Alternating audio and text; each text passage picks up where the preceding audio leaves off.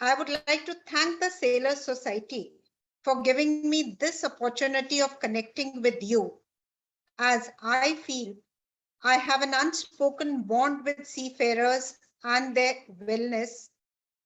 And when I was asked to participate, it was something which I readily agreed to, as I consider any small contribution from my side for our fellow seafarers and their well-being can make a big difference in their lives. The subject allocated to me, diversity, women in maritime in today's context, is not only relevant to the development and growth of the maritime industry, but is also crucial and relevant for wellness at sea. And I'm thus elated that the subject was included as part of the conference agenda.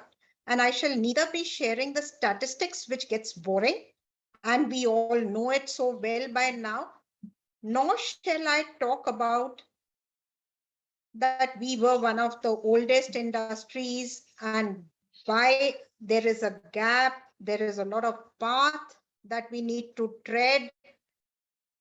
We are lagging behind. I shall be focusing on integrating women in maritime with wellness at sea. Human beings, as we all know, are social animals. So they say. And since the time of Adam and Eve, God created the genders to coexist, to fulfill, complete, and balance humanity. Life at sea is a smaller ecosystem of the larger universe, and what applies to the universe would equally apply to its subset. And by not doing so, we are bringing in a distortion, which to my mind was never meant to be.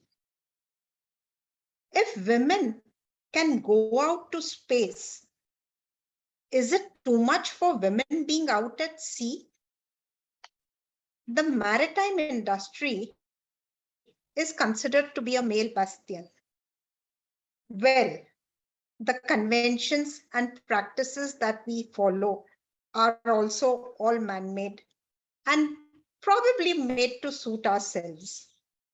And from the Stone Age and the nomadic civilization, we have now come a long way, and man has exponentially progressed, with women accompanying him in space missions, a metamorphical transformation with which our industry too is required to brace.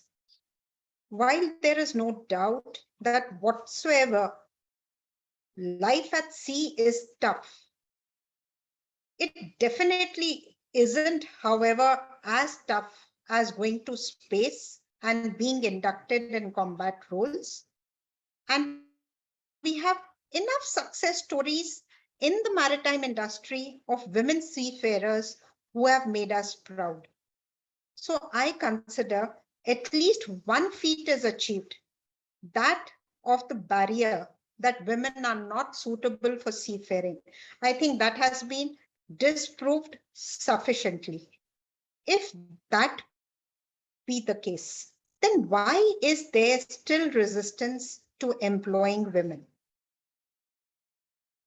Women today are competent, capable, and skilled to perform.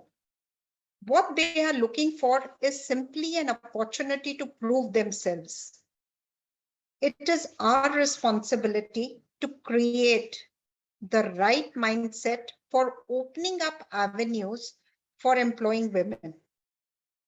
On behalf of women, I can confidently say we aren't looking for protection.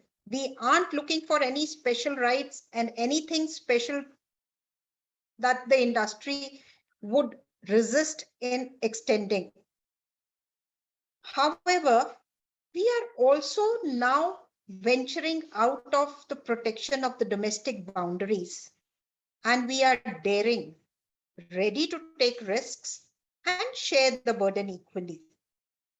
However, discrimination, sexual harassment, and deep skepticism over the strength and capability of women, demeaning them in any way or hurting their esteem needs, will require to be dealt with an iron hand, as there is no compromise over self-esteem and dignity.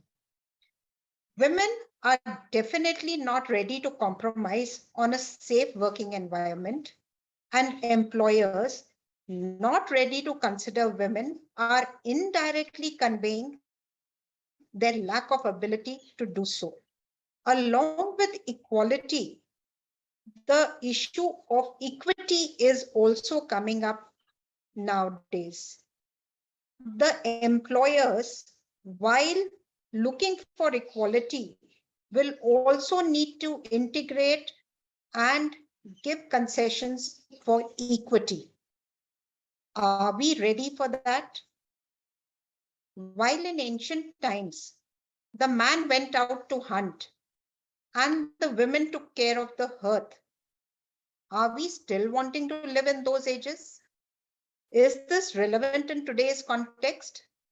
The maritime industry has been lagging behind in technology and development. Do we want our industry to be considered archaic where diversity is concerned? Are we wasting talent that is available? Are we suffocating some brave hearts whom the sea is beckoning? These are some of the questions we all need to ask ourselves. I don't want to make today's address like a sermon. I want to leave you with questions which haunt you so that we work towards bringing the change that is so much needed.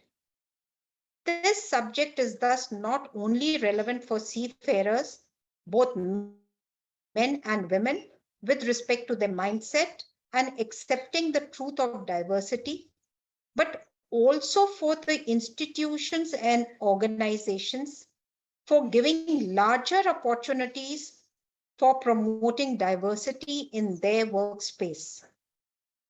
This definitely needs to be fast-paced as we have already lost a lot of ground and time. Action needs to be taken at the induction levels in the maritime training institutes in a big way.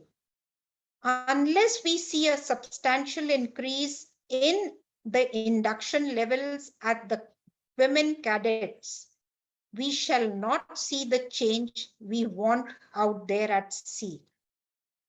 It is heartening to note that shipping companies have started working on this. Shipping Corporation of India, from which I superannuated, does give incentives to women cadets in admission to its Maritime Training Institute. However, considering the opportunities that are available, we found that the takers were few. We, of course, need to introspect. Why is this so? Is the merchant navy also losing its gleam, or is there some other reason to it? There is sufficient empirical research to prove that organizations with a diverse workforce perform better in terms of productivity and efficiency, and thereby delivering better results. Why should a vessel and the sailing fleet be any different? They too are an integrated part of the business unit, which has to perform and contribute. I further feel that the advantages of a diverse workforce needs to be understood from the physiological as also the psychological aspect, which leads to contributing to higher productivity.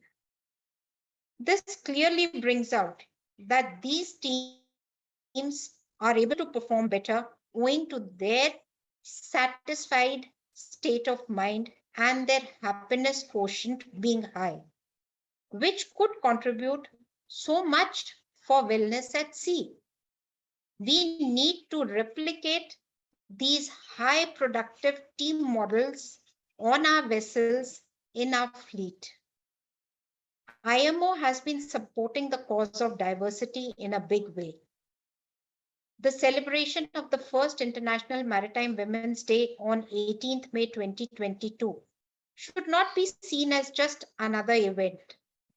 The awareness that this has created shall mobilize all concerned into action to show and prove year on year the progress that the institutions and the organizations are making to achieve the goal number 5 of UN's Sustainable Development Goals. While I have so far been focusing on seafarers, the role and importance of women at shore cannot be undermined. And this is equally important. While having more women at sea shall in due course increase their numbers in shore positions, however, for that transition to take place, the gestation period would be too long. Until such time, an alternate mechanism has to be worked out. In this context, I put forth my own case, which stands testimony to the difference that can be made with women at shore. The unconscious bias that deters women to be appointed in positions of authority should be shattered with my own case. I am glad that I got the opportunity to lead the change in Shipping Corporation of India Limited, and we demonstrated to the globe with the first ever all women officers sailing on a tanker vessel MT Swarn Krishna on 7th of March 2021 on the eve of the International Women's Day. Little did I know that the next year would bring an International Maritime Women's Day. So we followed it up with another one on MT Swarn Godavari on 14th of May this year as a prelude to the International Maritime Women's Day.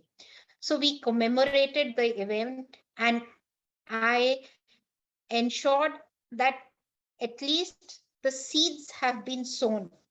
We need to see the shoots blooming now.